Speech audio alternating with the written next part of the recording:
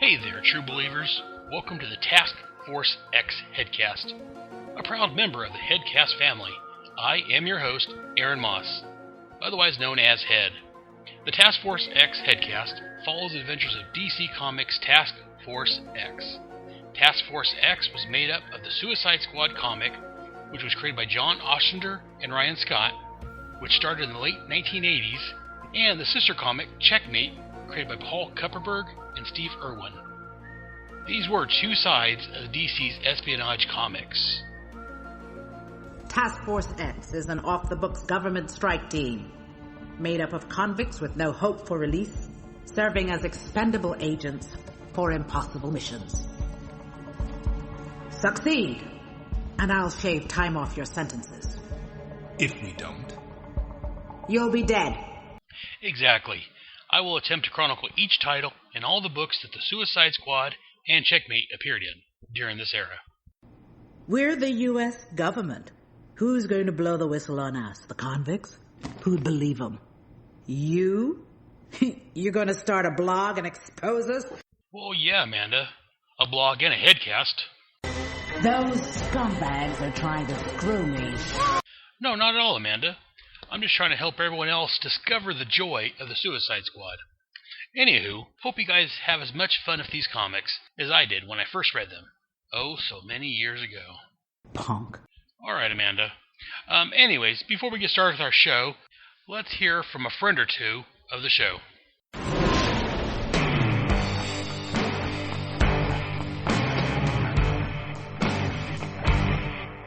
bang.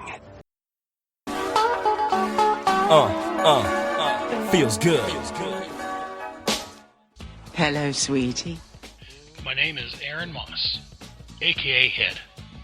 I love Star Wars, comic books, movies, reading, comedy, and most things geeky. Come join me monthly, well, mostly monthly, as I talk about the things I like and a few of the things I hate. Where, you may ask? Why, I'm at Head Speaks. I can be found on iTunes under Head Speaks, and at my website at headspeaks.com, and then click on Headcasts. Also, you can find me on Facebook and Google+, both under Head Speaks. Come, take a listen.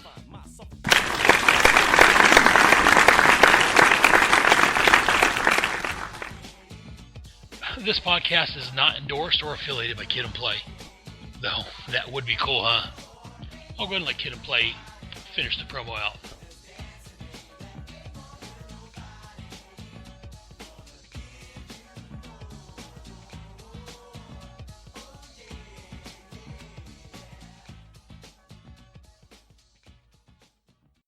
It started as an idea, a flicker. Now with a simple voice email to the Superman in the Bronze Age podcast, that flicker has become a flame. Now, Russell, you're ready to start a podcast. Yep, you're ready to go. Yes, start it, and then we can email you. Whoa. And Russell has been, the most consistent emailer. I think it's time that he does start a show. DC Comics Presents. After Dave's done, and you're not covering every issue, so he could do all of them. I would highly recommend that, actually. That would be awesome. So there you go, Russell. Go for it.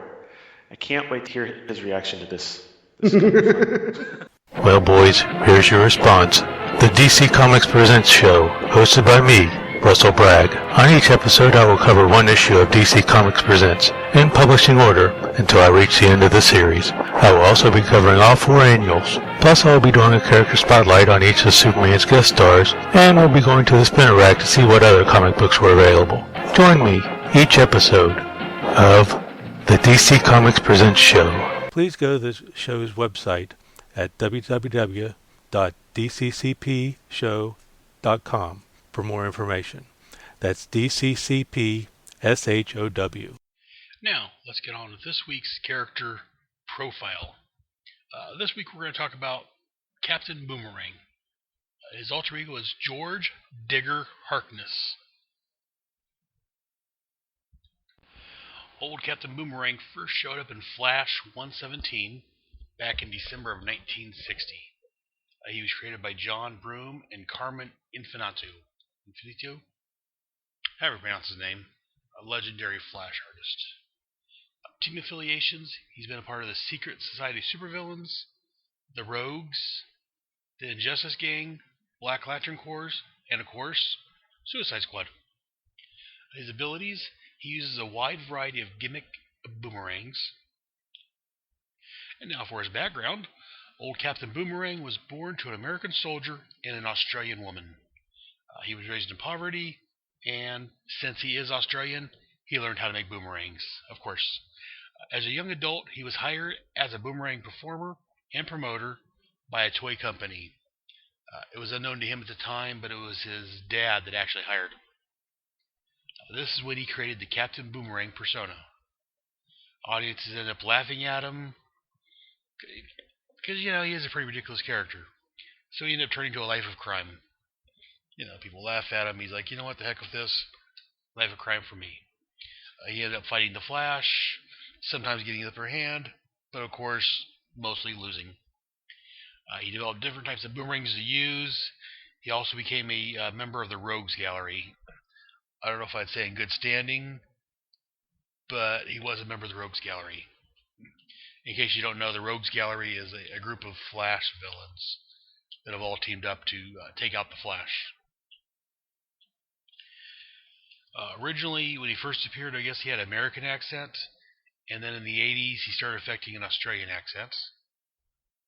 And then he joined the Suicide Squad in the Legends miniseries that I mentioned in the second episode of my show. That was when he joined the Suicide Squad. From the wiki, I'm going to read this little segment to you. Later on, Harkness became a less than effective member of the Suicide Squad in exchange for being pardoned for his crimes. However, Captain Boomerang's grating personality and blatant racism, among other things, he constantly referred to black team member Bronze Tiger as an abo. Hope I'm pronouncing that right. It caused considerable friction among his teammates, and was considered to be a dangerous, vicious, cowardly, and undependable member of the team. Dysfunctional even by the squad standards of the equivalent of a class clown. And that brings us up to current day as far as where we're at in the comic. For further information, stay tuned to this podcast. His multimedia appearances, he appeared in the Justice League Unlimited cartoon in an episode entitled Task Force X, and then again in Flash and Substance. And he was voiced by Donald Gibson. In the TV series Smallville, in an episode entitled Warrior, Chloe Sullivan received a text message from Green Arrow about a maniac with boomerangs. So I don't believe Captain Boomerang actually appeared. There was a mention to him in there. The cartoon Batman the Brave and the Bold, he was voiced by John DiMaggio. He was in an episode called Requiem for a Scarlet Speedster, and another one entitled 4-Star Spectacular. And then in current time, Season 3 of Arrow, he was portrayed by Nick Tarabay. He first showed up at the end of Draw Back Your Bow, and he was also in the episode entitled The Brave and the Bold, which was the second part of the Flash team-up. Also during that episode, and during the Flash portion, he was mentioned also. And also there was some Boomerang appearances in the Flash TV show. Really cool. Check it out if you haven't seen it yet. Again, I keep saying Flash is the best show on TV. So check out Flash. Arrow's pretty good, and that's where Captain Boomerang showing up right now in live action is in Arrow occasionally. So check it out. As far as film, Captain Boomerang made a cameo appearance in the Lego Batman, the movie, DC Superheroes Unites. He also appeared in the Justice League The Flashpoint Paradox, where he was voiced by James Patrick Stewart. He also appeared in, as I talked about a couple episodes ago, Batman Assault on Arkham, where he was voiced by Greg Ellis. You should be familiar with that if you listen to my podcast. And finally, Captain Boomerang, portrayed by Jay Courtney, will be one of the main characters in the 2016 film Suicide Squad. On to video games, Captain Boomerang appeared in the DC Universe, voiced by J. Shannon Weaver. Even though he's identified as Digger Harkness, the model of the character appears to be that of Owen Mercer, Digger's son, which we may talk about later on in the future. This may be because the game's Flash was changed from Wally West to Barry Allen at the last minute. There was a similar case with the first Flash. He appeared in Lego Batman 2, DC Superheroes, voiced by Nolan North. And he was mentioned as one of the 20 escaped Blackgate prisoners in Batman Arkham Origins. And finally, for video games, he also appears in Lego Batman 3 Beyond Gotham. I played that game with my kids. It's a pretty good game. I really geeked out when Firestorm... I was able to play Firestorm in the Atom, but that's another story entirely. As far as toys, Captain Boomerang was a part of the DC Universe Classics Wave number 18 in 2011. He was also a part of the Justice League Unlimited line, as far as action figures go. And that's it for our character spotlight for the episode. Hold on, I'm going to play another advertisement, and then we're going to move on to issue 3 of Suicide Squad. Hold on, kids. Hi, I'm Gene Hendrix. You may remember me from such shows as the Hammer Podcasts and the Quantum Cast. I'd like to tell you about some special shows that I'm doing with some of your favorite podcasters. These shows are all about the live-action versions of comic book characters, and I'm calling them... Legends of the Superheroes! In each episode, we'll be looking at a different TV show or movie featuring characters like... Wonder Woman! Dr. David Banner. And let's not forget about the non-superheroes, such as... Swamp Thing. Captain William Buck Rogers. And many more. Look for the Legends of the Superheroes specials under the Hammer Podcasts at twotruefreaks.com. I definitely recommend that podcast. That's a great one. In fact, I may be showing up there here eventually. Stay tuned for further information on that.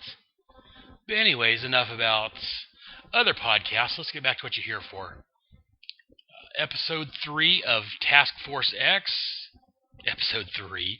Try that again, kids. Episode 7 of Task Force X, where we're talking about issue 3 of The Suicide Squad.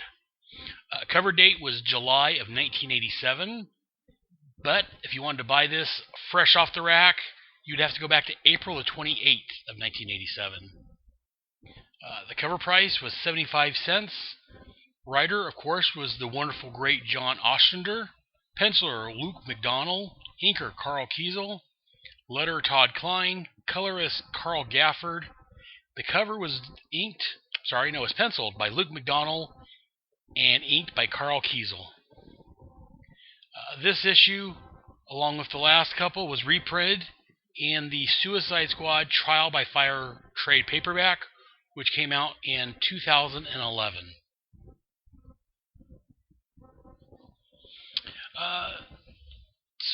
Once again, before we actually get into the issue, let me give you the 10,000-mile coverage of the story. This came from Mike's Amazing World of Comics. Thanks, Mike. Rick Flag learns that Amanda Waller has ordered Plastique to be brainwashed in order to remove her memories of the Suicide Squad. If you remember right, last episode, she betrayed the team, or tried to betray the team. While he was arguing with Waller, Darkseid dispatches the Female Furies to retrieve Glorious Godfrey from Belle Rev. Again, Glorious Godfrey was back, showed up in Legends miniseries. Flag summons the members of the squad to confront the Furies, but they are easily defeated. As the Furies leave in a boom tube, Bernadette betrays Lashina and leaves her behind. Dun dun dun! Now that we've got the spoiler done, or the recap done, let's go and go to my thoughts on the issues. First, we start off the cover. Suicide Squad, classic logo there. Issue 3. We see the Female Furies. There's Lashina, Bernadette, Stampa, and I forget the crazy chick's name. Harriet, I think. Mad Harriet. With their backs to us, they're headed towards the security door for maximum security of Gordon G. Of Godfrey G. Gordon, who you may remember from the Legends crossover. Standing in front of the door blocking it, we see Rick Flag, Bronze Tiger, Nightshade, and Nemesis. At the bottom, it's got a big splash that says, "An all-out assault on Bell Rev. Here comes the Female Furies." Great cover. I like this one.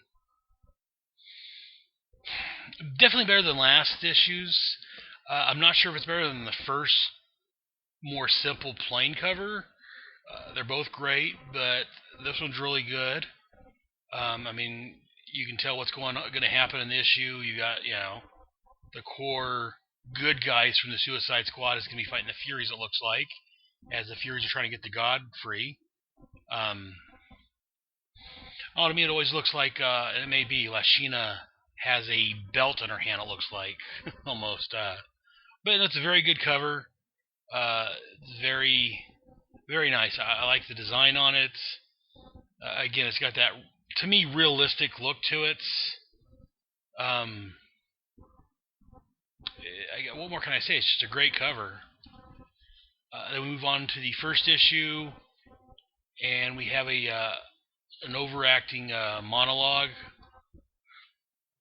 talking about how Godfrey's sitting in he used to have a beautiful voice and get people to do whatever he wants, and now he's overreached himself, and his master's plans were brought low. The mind was shattered, the voice was silenced. Now he sits at Bell Rev, a broken reed, while his master considers his fate.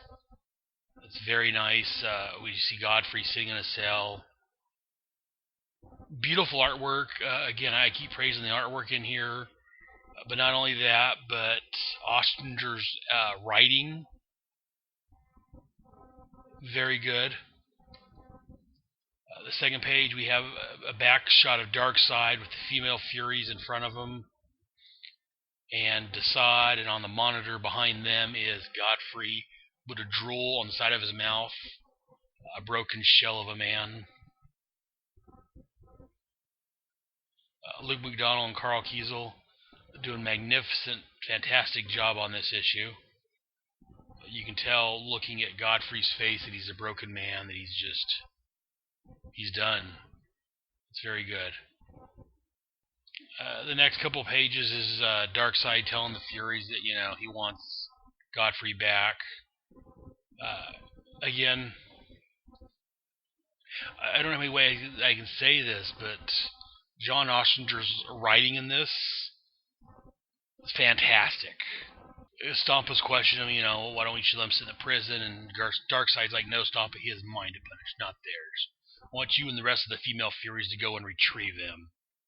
Bernadette, one of the Female Furies, telling her there's easier ways to punish him. And just this next scene, it's like 4 panels of Darkseid looking away and slowly turning to look at Bernadette.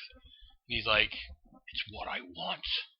I can't do the Darkseid voice as well as Shag can over at the Fire and Water podcast, but that's my feeble attempt at it. But yeah, it's just a great page here. Like I say, he's slowly turning around. It takes like 4 panels for him to turn around, but it's definitely worth it. It's a very nice, slow turn to see Darkseid's face. In fact, this is the first time we see Darkseid's face of this issue. And it's in shadows as he slowly turns around, then we get most of it, and then a close-up of his face as he's saying, it's what I want. And then we see Bernadette, who apparently I never caught that before, but I guess she is Desaad's sister. They have a little Bernadette, apologizing for, overstepping her bounds. And then, something you don't see a whole lot nowadays is a reference to other issues. They're talking about Scott Free, a.k.a. Mr. Miracle, escaping, and problems with Granny Goodness. And then there's a reference here to see Mr. Miracle special and the Justice League for details. I don't remember the details exactly. It's been 20, 30 years since I've read these, but I was reading the Justice League at the time. I read Mr. Miracle special. From what I remember, it was a great book. I love this version of Mr. Miracle. Later on, he was replaced by some black kid named Shiloh Norman. He wasn't bad, but he wasn't Scott Free. I really enjoyed Scott and Barta's interaction. But again, this isn't a Mr. Miracle podcast. This is the Task Force X. So let's continue with our story here. So Bernadette and Lashina are arguing over who should lead the Female Furies. Lashina says she's a warrior, while Bernadette's just a scheming little wormette. I like that line. And they start to have a little fight there, and Darkseid, he's like, "No, you won't. Lashina will command this mission. Her ability to decide her fate, and perhaps the fate of all the Furies. Now go, do my will. Bring me Gloroius Godfrey." Just a great scene. When he's talking that last, we see Desaad. Behind him on the monitor, we see Godfrey. And then we see the rest of the Female Furies just in shadows. Like they're inconsequential? I can't say the word. But you know what I mean. They don't really matter. Again, another great panel. Like I say, the panel before that, when Bernadette and Lashina are fighting, you have Mad Harriet in the background laughing, kind of a Jokerist type, hee hee hee hee. That's kind of, and then Stomp is over there stomping her feet, getting ready to battle. You see her just going stomp. It's great. It's a great panel. Again, it's just a matter of Darkseid sending the Furies to get Godfrey, but between the gorgeous artwork and the fantastic writing of Ostrander, it's fantastic. Then we're in the next page. We got Colonel Rick Flag basically recapping the first two issues, in case you missed it. They crippled the Krakis terrorists for hire bunch of the Jihad, but they didn't destroy him. And just give a brief recap. Mindboggler got killed. If you remember right from last episode, Captain Boomerang had a chance to warn Mindboggler, but he was mad at her, so he didn't warn her. She died. Plastic proved a traitor. And Red Flag's, commenting how he's still not 100% sure about using superpowered criminals to do the dirty work and then turning them on the streets again. And he's just thinking, it's not his job to really care about that. It's just doing his duty. And basically, just he's thinking about Karen. Like in one panel, John Ostrander recaps the last two issues with Rick Flag's thought balloons. Plus, there's a little blurb down here about Suicide Squads 1 and 2 to let you know where to go to look for these stories he's mentioning. Then we hear someone screaming, "No!" Rick Flag rush in, and we see Plastique strapped to a bed with a helmet on her head. And Dr. Moon, if I'm not mistaken, at one time was in the Batman comics. Possibly as a bad guy or I forget now. The name sounds familiar other than here. I'd have to look it up, but I'm not sure. But anyways, June Moon, Rick's old girlfriend. Not June Moon. Somebody else. Karen. Sorry. Karen is talking to Dr. Moon. And Rick confronts them. Again, from the way that the panel's drawn, the word bubbles, showing that he's, really upset that they're seem to be torturing Plastique. And then again, you got Karen. You can tell that she's upset with Rick. She's like, "I'm sorry, Colonel, but I'm a member of the ground crew. And as such, I take the orders from Mrs. Waller, not you." And just the icy tone they use for the word bubble and the look on her face of disgust for Rick. I don't know how many times I can say that this is some fantastic artwork in here. So Rick goes into the operations room where he finds Nightshade, Nemesis, and I believe her name was Flo, one of the computer gals, talking to Waller. Nightshade's going off that, she should have been informed about what was going on, about the Jihad actually killing people. She's upset that, they made her an accessory. And I was like, hey, that command was made at command level, not by me. And I like this. Amanda Waller's very straight and to the point. She's like, put a sock on it, girl. We've got the info too late to act on or get it to you without risking your cover. Better face some bitter facts, Eden. You elected to do undercover work, fine. Things will get nasty from time to time, period. And if you can't deal with it, you better get out now, period. And again, she mentions that she's only doing it until they can help her, and they better help her soon. And then they give a little recap of Nemesis escaping from headquarters of the Crime Council. The next page is a recap of him. Supposedly, they thought he died, but he got blown clear through the wreckage when this helicopter gun exploded. And some federal men found him. They took him to the hospital, and Uncle Sammy, as she says, picked up the whole bill.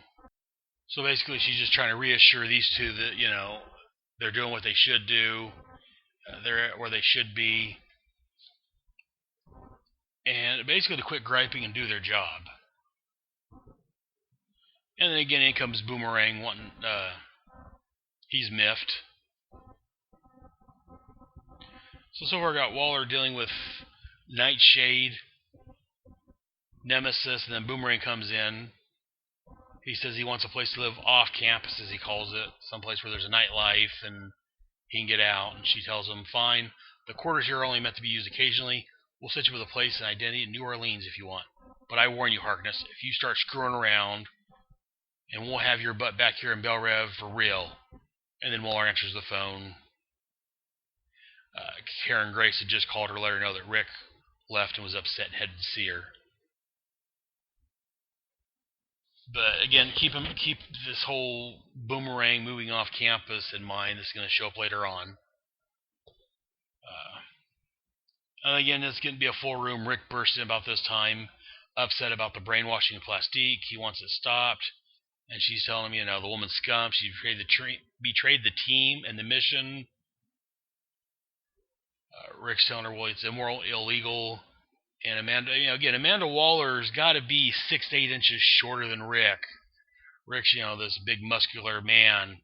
And Amanda Waller, the one that I like and know is, like I say, she's a shorter, squat, heavyset woman that she doesn't take any grief from anybody. She's yelling back and giving as good as she gets. She's a force to be reckoned with.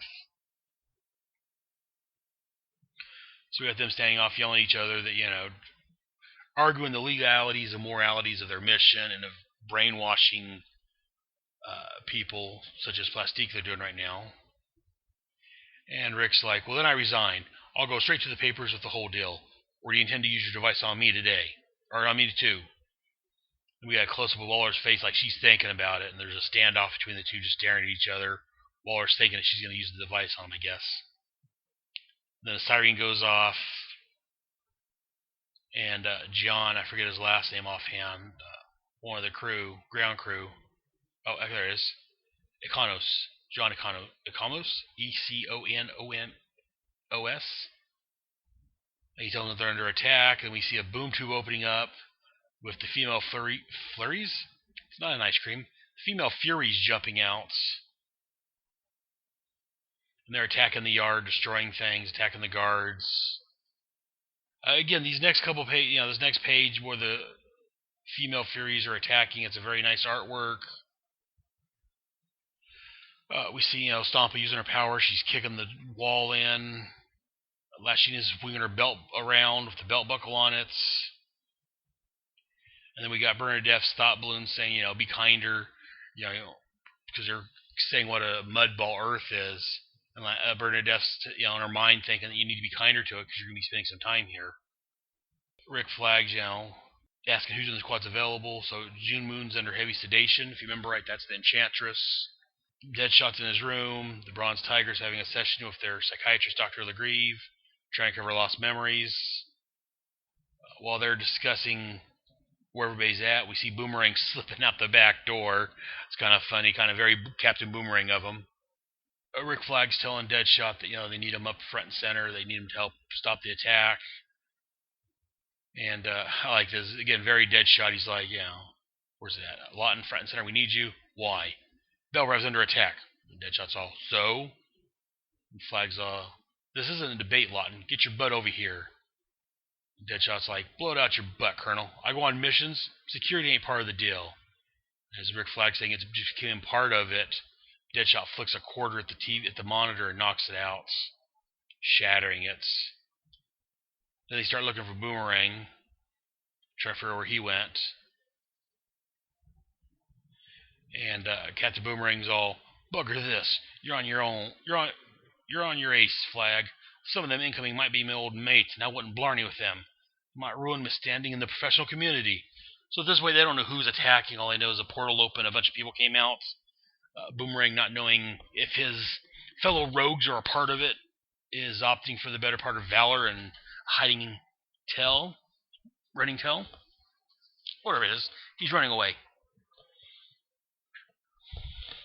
So that leaves Bronze Tiger, Rick Flag, Nemesis, and Nightshade, who we saw on the cover to defend Bel Rev. We see who is that? Stompa running past one of the cells, and inside the cell we see Cronus, an old Adam villain. So we tell he's locked up. He's yelling, "Over here!" But she just rushes on by and leaves him where he's at. I like that nice little touch. We actually see Cronus is in jail in Bel Rev. Stompa goes kicking indoors, trying to find Godfrey. I like this. Bronze Tiger sees it, thinks that she's got some sort of exoskeleton in her costume, thinking that he's handled kick fighters before, so it's no problem. The next page is them fighting. And I mean, Bronze Tiger's Ben Turner's been trained by I think it was the League of Assassins, who's kind of, you see the League of Assassins, League of Shadows showing up on the Arrow TV series and in the Nolan Batman films. I think they're all pretty much related. So he trained to be an assassin, and, so he thinks he got this handled, and Stompa's just kicking the crap out of him.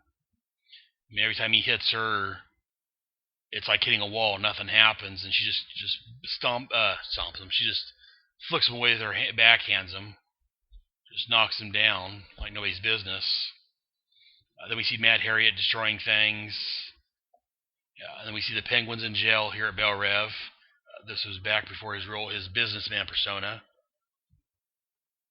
Like this Penguin's like, "Egad, a harpy like that makes the Penguin glad he's safely locked away." This is back when they had a lot of inner dialogue being showed in word balloons. This is back in the heyday of comics. We see the team attacking Mad Harriet, and like Rick says, the small arm fighters, their rifles and shotguns and handguns, just tickles her. So they bring in a riot tank, and Rick tells them to lob an oil shell, take away her footing. And when they shoots it, he said an oil gun, but what do you call it? An oil shell. I don't know if there was enough heat or what, but as soon as it starts firing, there's like flaming. It's shooting flaming barrels at her, looks like. So when they said oil, I thought it was just going to try to make her, slip and like a comedy routine, but no, it's catching things on fire. Mad Harriet just jumps through it with no problem, attacks the tank, pulls people out. And again, they pull out their guns and start firing at her. Apparently, these aren't regular guns; these are laser rifles. Vee, vee, vee, vee. And one of the guys tell them that the gun's only got a limited charge. Very nice. I like this, action scene here. Great panel, great artwork again. Then we go on to Bernadette looking for Godfrey. But Bernadette's complaining in her head that she should be stalking Lashina instead of Godfrey. And then she's looking, also it goes dark, and Nightshade attacks. And, normally Nightshade, she's at home in the dark, she, mills people are off balance, and she's like, the darkness can't hurt. The darkness can hurt you. Well, you can't touch the darkness. Lashina pulls out like a flaming sword and says, "No, I'm Apocalypse. I worship the darkness." It hits her with her flaming sword and knocks her out. To show that, she's not some ordinary person that cowers in the darkness. She comes from... She works with for Darkseid. Someone that, can... and she's this odd sister. I mean, someone from Apocalypse is not going to fear the dark. Unfortunately, Nightshade didn't know this before she got knocked out. And then we see Lashina finding Godfrey, breaks open his cell and takes off with him. About that time, Rick shows up and tells her, that man's a prisoner of the U.S. government. I suggest you pit him back where you got him. And she chucks him. I'm sorry, I said Flag. That's Nemesis. Wrong person. Nemesis is the one that's saying, "Madam, that man is a prisoner of the U.S. government. I suggest you put him back where you got him." and she throws them at Nemesis, distracting him, and then she starts swinging her belts around. Again, they have a little fist fight. Well, not really fist fight, but Nemesis is shooting at her with his gun. She's using her belt to block the bullets and knock the gun out of his hands. Knocks Nemesis down and drags Godfrey away. And, I mean, in the current New 52, Darkseid's playing a big part. In fact, in the origin of the new Justice League for the New 52, Darkseid was attacking Earth. That's nothing new. Back in the 80s, well, again, Legends was all about Darkseid trying to take out the Earth. And here, Lashina brings that up. She's like, sitting there pitiful, Granny had him for breakfast. Here it is. She says, why Darkseid wants this pitiful mudball so much, I can't imagine.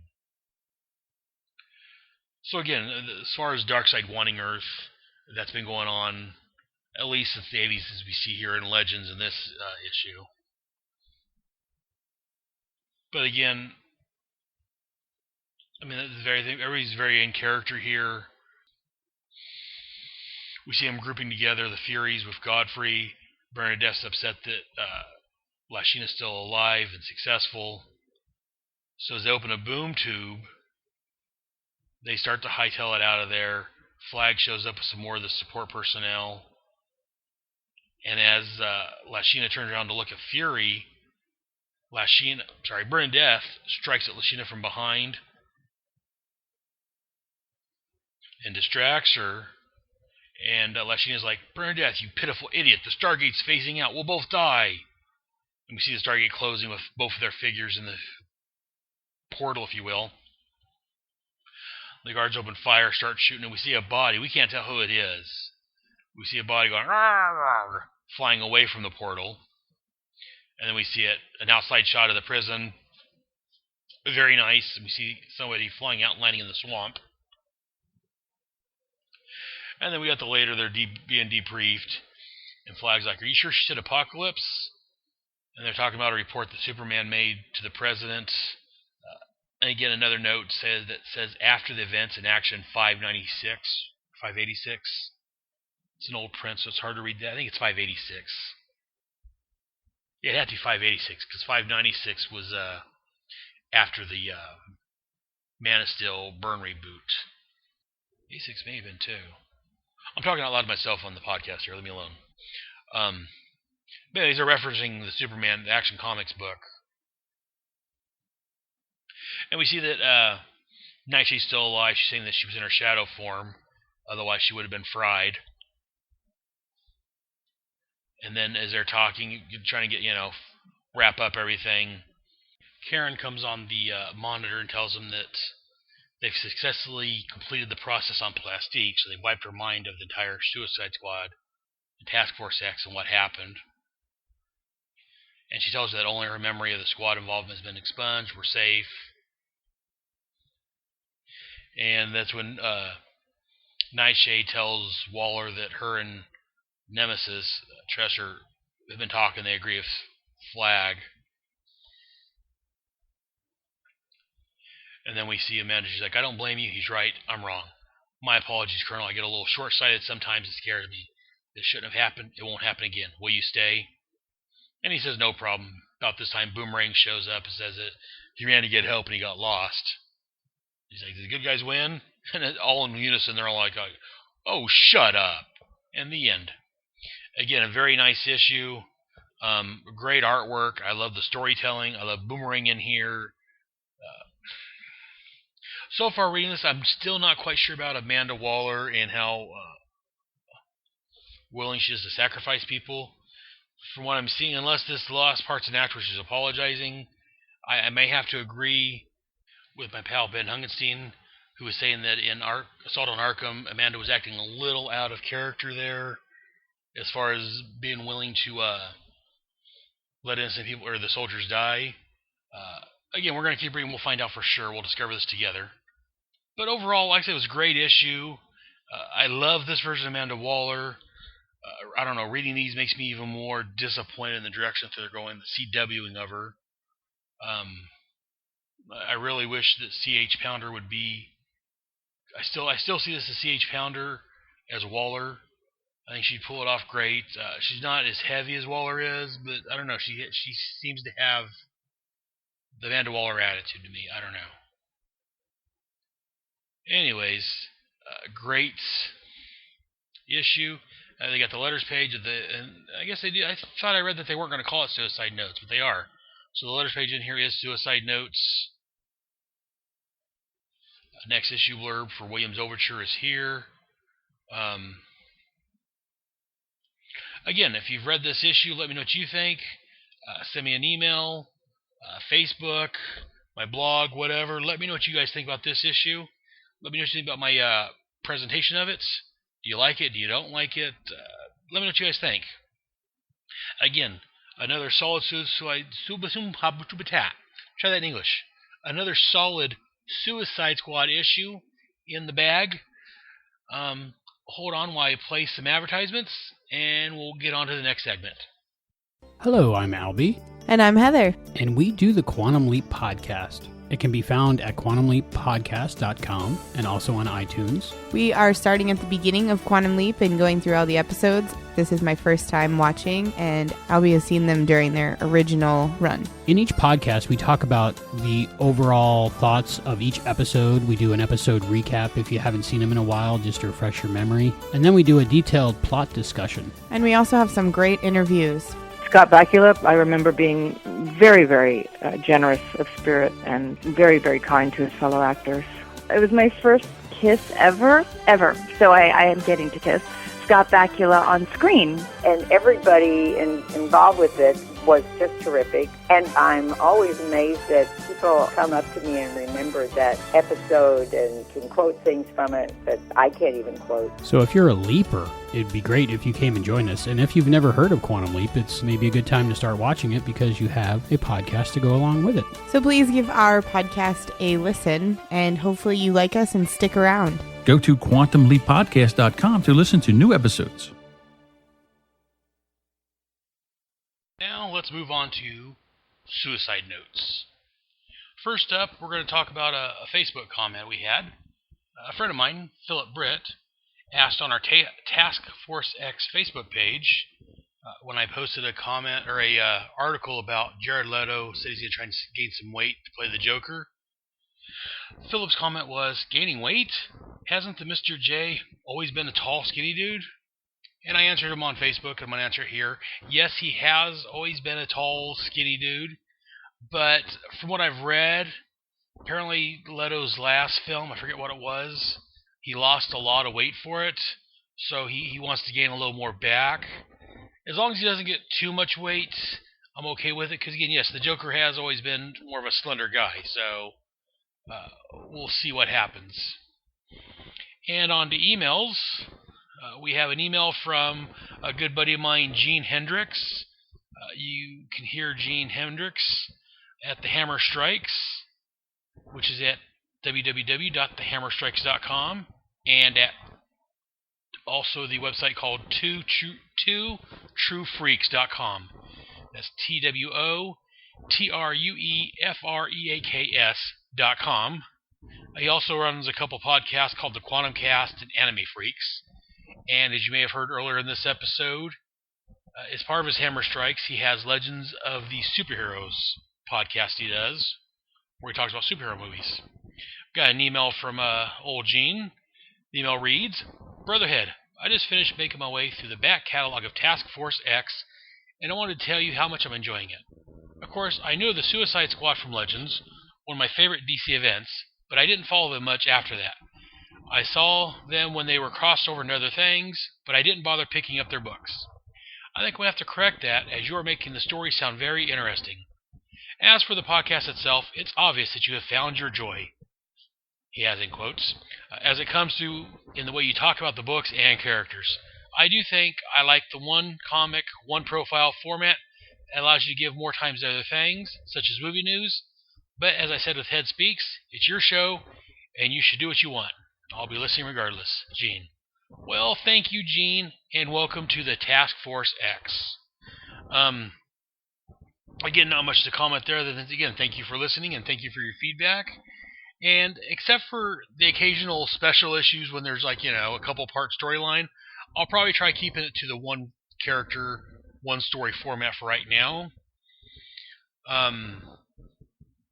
But again, as I'm kind of mixed up in the head, things in my podcast is kind of fluid. It may change. But for now, we'll see what happens. Anyways, thanks again for the email, Gene. And if you want your email read on the show, feel free to send us an email to taskforcex@headspeaks.com, and I'll read your email on the air. Also, if you'd rather do a voicemail, you can record a message in MP3 format, send it to me at the same address, taskforcex@headspeaks.com, and I will play your message on the air. Free to leave it on Facebook, Google+, and my blog at headspeaks.com. And then just click on Headcast, and I'm sure you can find your way from there. On to Suicide Squad news. These are things that I've posted on my Task Force X Facebook here recently. Joel Kinnaman is rumored to be in the lead for Rick Flag after Tom Hardy dropped out. Jay Hernandez has been confirmed to have a small part in Task Force X as the character called El Diablo. As I mentioned earlier on the Facebook comment, Jared Leto has said that he's getting a lot of weight to play the Joker. There's also an article I've posted on there about Will Smith said he wants to redefine Deadshot. I've already complained enough about that, so we'll let that go for now. And Viola Davis has been cast as The Wall. I just posted an article here recently where Viola Davis talks about how she's a big comic book fan and, it's a joy to play it and all that. So we'll see. Again, I still vote CCH Pounder or someone like that to play The Wall. But having said that, Mr. John Ostrander, the father of the Suicide Squad himself, on his Facebook has said he approves of Viola Davis. He thinks she is a great choice for that role of Amanda Waller. And you know what? I'm going to complain all I want, but if Mr. Ostrander himself says that Viola Davis is a good choice for Amanda Waller, you know what? I can't argue with that. He's the man that created Amanda Waller. He's the one that gave me the Amanda Waller that I love. So if John Ostrander says that Viola Davis is going to be a good Amanda Waller, well, by God, she's going to be a good Amanda Waller, and I've got nothing to say about it. Anyways, that's it for this episode of Task Force X. Be sure to join us next time for another fun-filled episode. I'll say again, be sure to write in either Facebook, Google+, the blog, or send me an email to taskforcex@headspeaks.com. As usual, all information and contact information will be on my blog at headspeaks.com. Go there, click on Headcasts, and follow to Task Force X. Also, Task Force X is now available on Stitcher. I will have a player on my main Headcast page. And again, you can go to iTunes, now Stitcher.com, or again through my website to listen to the episodes. Be sure to tell a friend, and we'll see you next time here on Task Force X. Later.